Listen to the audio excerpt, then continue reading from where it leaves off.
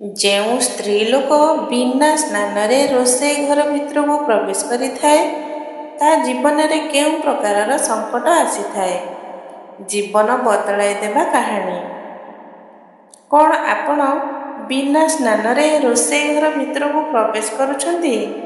ଯଦି କରୁଛନ୍ତି, ତେବେ ଏହା ଠିକ୍ ନା ଭୁଲ? ବିନା ସ୍ନାନରେ ରୋଷେଇ ଘର ଭିତରକୁ ପ୍ରବେଶ କରିବା ଦ୍ୱାରା କେଉଁ ବିପତ୍ତିର ସାମ୍ନା କରିବାକୁ ପଡ଼ିଥାଏ?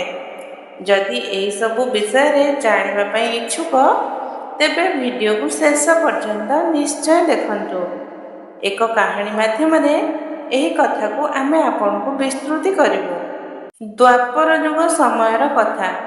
ସମୁଦ୍ର କୂଳରେ ଅବସ୍ଥିତ ସ୍ୱର୍ଣ୍ଣମୟ ଦ୍ୱାରିକା ନଗର ସେହିଦିନ ଅସାଧାରଣ ରୂପରେ ସୁନ୍ଦର ଦେଖାଯାଉଥିଲା। ଭଗବାନ ସୂର୍ଯ୍ୟଙ୍କର କିରଣ ନୀଳ ସାଗର ଉପରେ ସୁନେଲି ଚମକ ବିଛାଉଥାଏ। ପକ୍ଷୀମାନଙ୍କର ମଧୁର ସ୍ୱର ଗୁଣୁ ଗୁଣୁ ହେଉଥାଏ। ମହଲରେ ଅଗଣାରେ ରାଣୀ ସତ୍ୟଭାମା ନିଜର ନିତ୍ୟକର୍ମ ନିବୃତ୍ତ ରହି ସ୍ନାନ ଧ୍ୟାନ କରି ଭଗବାନ ଶ୍ରୀକୃଷ୍ଣଙ୍କ ଦର୍ଶନ ପାଇଁ ପହଞ୍ଚିଲେ। ସେ ଦୁଇଜଣ ବଗିଚାରେ ବସିଥିଲେ। ପବନରେ କଦମ୍ବ ଫୁଲର ବାସ୍ନାରେ ସେ ଖଣ୍ଡମଣ୍ଡଳ ମହକୁଥିଲା। ରାଣୀ ଧୀର ସ୍ୱରରେ କହିଲେ, ପ୍ରଭୁ, ଗୋଟିଏ କଥା ମୁଁ ଜାଣିବାକୁ ଚାହୁଁଛି, ଯାହା ମୋ ମନରେ ଅନେକ ଦିନରୁ ଉଙ୍କି ମାରିଥିଲା। ଭଗବାନ ଶ୍ରୀକୃଷ୍ଣ ହସି ହସି କହିଲେ, କୁହ ସତ୍ୟଭାମା, ତୁମ ମନରେ କ'ଣ ଜିଜ୍ଞାସା ଅଛି? ରାଣୀ କହିଲେ, ପ୍ରଭୁ, ବହୁତ ଥର ମୁଁ ଦେଖିଛି କେତେ ସ୍ତ୍ରୀ ଲୋକ ବିନା ସ୍ନାନରେ ରୋଷେଇ ଘରେ ପ୍ରବେଶ କରି ଖାଦ୍ୟ ତିଆରି କରନ୍ତି, ପୂଜା ବି କରନ୍ତି ଏବଂ ପରିବାରକୁ ଖାଇବାକୁ ଦିଅନ୍ତି। କ'ଣ ଏମିତି କରିବା ଉଚିତ ଅଟେ? ଏହାଦ୍ୱାରା କ'ଣ ଦୋଷ ଲାଗିନଥାଏ? କ'ଣ ଏହା କେବଳ ଲୋକରୀତି ଅଟେ? ଭଗବାନ ଶ୍ରୀକୃଷ୍ଣ ଗମ୍ଭୀର ଭାବେ ହସି କହିଲେ, ଦେବୀ, ଏହି ପ୍ରଶ୍ନ ସାଧାରଣ ନୁହେଁ। ଏହା ଧର୍ମ, ଶୁଦ୍ଧି ଓ ଆତ୍ମସଂଯମର ବିଷୟ। ରୋଷେଇ କେବଳ ଭୋଜନ ପ୍ରସ୍ତୁତ କରିବା ସ୍ଥାନ ନୁହେଁ, ବରଂ ଏହା ଦେବୀ ଦେବତାଙ୍କ ସ୍ଥାନ। ଏହାର ରହସ୍ୟ ଜାଣିବା ପାଇଁ ମୁଁ ତୁମକୁ ଏକ ପ୍ରାଚୀନ କଥା କହିବି, ଯାହା ଗୋଟିଏ ଥର ସ୍ୱୟଂ ବ୍ରହ୍ମା କହିଥିଲେ। ସତ୍ୟଭାମା ଆଦରପୂର୍ବକ ଭୂମି ଉପରେ ବସିଗଲେ ଏବଂ ଧ୍ୟାନର ସହ ଶୁଣିବାକୁ ଲାଗିଲେ। ତ୍ରେତୟା ଯୁଗର ପ୍ରାରମ୍ଭିକ କାଳ ଥିଲା। ଗଙ୍ଗା କୂଳରେ ଅବସ୍ଥିତ କୌଶାରୀ ନଗରୀରେ ଏକ ବ୍ରାହ୍ମଣ ରହୁଥିଲା।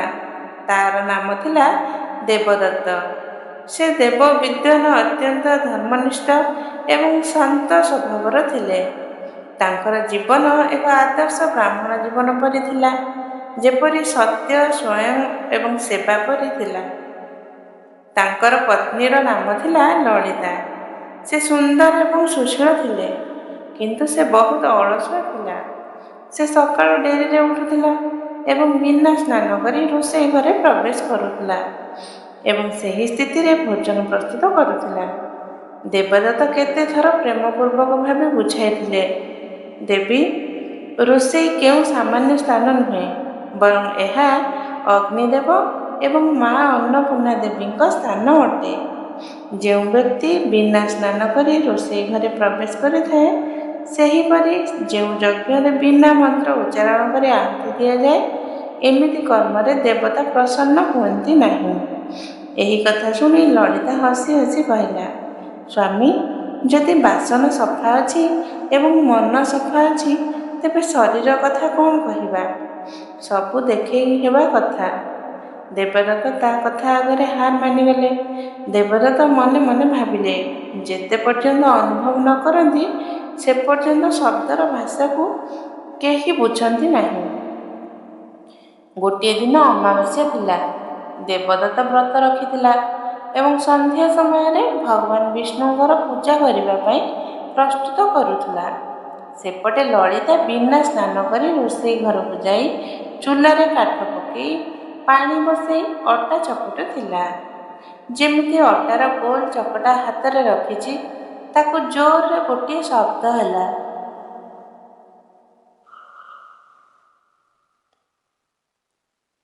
ଏବଂ ଚୁଲାରେ ନିଆଁ ଜୋରରେ ଜଳିବାକୁ ଲାଗିଲା। ଲଳିତା ଚିଲେଇବାକୁ ଲାଗିଲା, ବଞ୍ଚାଅ, ବଞ୍ଚାଅ, ନିଆଁ ଲାଗିଗଲା। ଦେବଦତ୍ତ ଦୌଡ଼ି ଆସିଲେ ସେ ଦେଖିଲା କାଠ ପୁରାପୁରି ଥଣ୍ଡା ଥିଲା, କିନ୍ତୁ ଲଳିତା ହାତରୁ ଅଗ୍ନିର ଧୂଆଁ ବାହାରୁଥିଲା। ସେ ମନ୍ତ୍ରୋଚ୍ଚାର କଲେ, କିନ୍ତୁ ଅଗ୍ନି ଶାନ୍ତ ହେଲା ନାହିଁ। ତେବେ ଆକାଶରୁ ଏକ ଦିବ୍ୟ ବାଣୀ ହେଲା, କି ଆରେ ଦେବଦତ୍ତ, ତୋ ସ୍ତ୍ରୀ ବାରମ୍ବାର ରୋଷେଇର ମର୍ଯ୍ୟାଦା ଭଙ୍ଗ କରିଛି। ଯେଉଁ ଘରର ରୋଷେଇ ଅପବିତ୍ର ହୋଇଥାଏ, ସେଠାରେ ଦେବୀ ଲକ୍ଷ୍ମୀ କେବେ ବାସ କରନ୍ତି ନାହିଁ। ସେଠାରେ କଳହ, ରୋଗ, ଦାରିଦ୍ର୍ୟତା ପ୍ରବେଶ କରିଥାଏ। ଏହା ଶୁଣି ଲଳିତା ମୂର୍ଚ୍ଛିତ ହୋଇ ତଳେ ପଡ଼ିଗଲା। ଦେବଦତ୍ତ ଅଗ୍ନିରେ ଆହୁତି କଲା ଏବଂ କହିଲା, ହେ ଅଗ୍ନିଦେବ, ମୋ ପତ୍ନୀର ଅଜ୍ଞାନବଶତଃ ଏହି ଅପରାଧ ହୋଇଛି, ତାକୁ କ୍ଷମା କରିଦିଅନ୍ତୁ। ଆପଣ ହେଉଛନ୍ତି ଅନ୍ନର ବାହକ। ଆପଣଙ୍କ କୃପାରୁ ଏହି ସଂସାର ଜୀବିତ ଅଛି। ତେବେ ଯାଇ ରୋଷେଇ ଘରେ ପ୍ରକାଶ ଖେଳିଗଲା। ସେ ପ୍ରକାଶ ଧୀରେ ଧୀରେ ଆକାର ନେବାକୁ ଲାଗିଲା। ଭଗବାନ ବ୍ରହ୍ମା କମଳାସନ ଉପରେ ପ୍ରକଟ ହେଲେ। ଦେବଦତ୍ତ ଓ ଲଳିତା ତାଙ୍କ ପାଦ ତଳେ ପଡ଼ି ତାଙ୍କୁ ପ୍ରଣାମ କଲେ।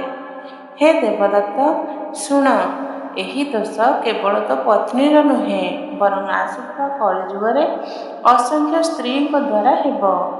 ମନୁଷ୍ୟ ରୋଷେଇ ଘରକୁ କେବଳ ରୁଟି ତିଆରି କରିବା ସ୍ଥାନ ବୋଲି ଭାବିବ, ପରନ୍ତୁ ଏହା ଭୁଲିଯିବ ଯେ ଏହା ଦେବତାଙ୍କ ବାସସ୍ଥାନ।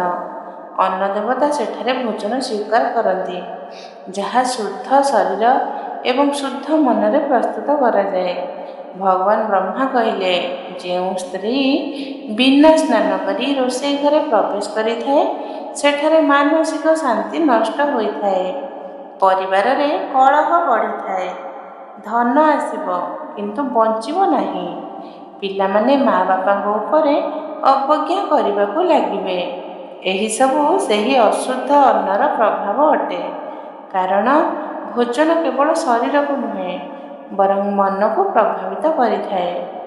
ଏହା ଶୁଣି ଲଳିତା କାନ୍ଦି କାନ୍ଦି ଭଗବାନଙ୍କୁ କହିଲା, ହେ ପ୍ରଭୁ, ମୁଁ ଅଜ୍ଞାନରେ ଏହି ପାପ କରିଛି। ଏବେଠାରୁ ମୁଁ ସର୍ବଦା ସ୍ନାନ କରି ରୋଷେଇ ଘରେ ପ୍ରବେଶ କରିବି। ମୋତେ କ୍ଷମା କରିଦିଅନ୍ତୁ। ତାପରେ ଭଗବାନ ବ୍ରହ୍ମା ହସି କହିଲେ, ପୁତ୍ରୀ, ଯେଉଁ ସ୍ତ୍ରୀ ସ୍ନାନ କରି ରୋଷେଇ ଘରେ ପ୍ରବେଶ କରେ ଏବଂ ଖାଦ୍ୟ ପ୍ରସ୍ତୁତ କରେ, ଏମିତି ଘରେ ମାତା ଲକ୍ଷ୍ମୀଙ୍କର ସ୍ଥାୟୀ ନିବାସ ହୋଇଥାଏ। ଯେଉଁଠି ରୋଷେଇ ଶୁଦ୍ଧ ହୋଇଥାଏ, ସେଠାରେ ଦେବତା ଅଦୃଶ୍ୟ ଭାବେ ଆଶୀର୍ବାଦ ଦିଅନ୍ତି। ଏତିକି କହି ଭଗବାନ ବ୍ରହ୍ମା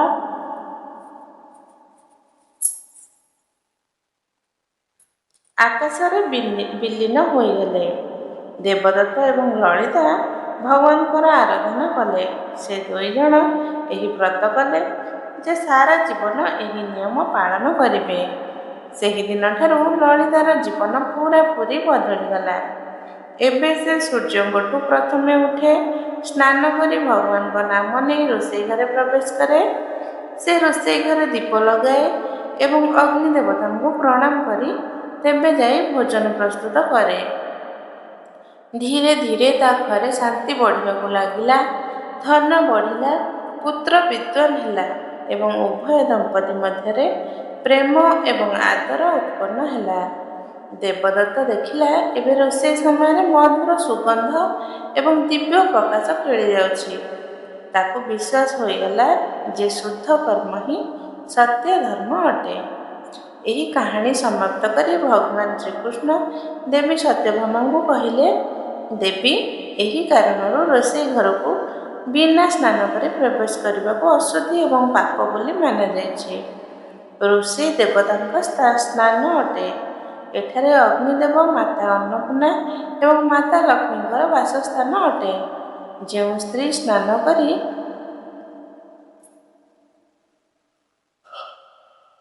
ମନ ପବିତ୍ର କରି ରୋଷେଇ ଘରେ ପ୍ରବେଶ କରେ, ତା ହାତର ଭୋଜନ ପ୍ରସାଦ ହୋଇଯାଇଥାଏ। ସତ୍ୟଭାମା ଭଗବାନ ଶ୍ରୀକୃଷ୍ଣଙ୍କ ଚରଣରେ ମଥା ନୁଆଁଇ କହିଲେ, ପ୍ରଭୁ, ଆପଣ ଆଜି ମୋତେ ବହୁତ ବଡ଼ ଜ୍ଞାନ ଦେଇଛନ୍ତି। ଏହି ସନ୍ଦେଶକୁ ମୁଁ ଦ୍ୱାରିକାର ପ୍ରତ୍ୟେକ ସ୍ତ୍ରୀଙ୍କ ପର୍ଯ୍ୟନ୍ତ ପହଞ୍ଚାଇବି, ଯେମିତି କେହି ବିନା ସ୍ନାନ କରି ରୋଷେଇ ଘରେ ପ୍ରବେଶ କରିବେ ନାହିଁ।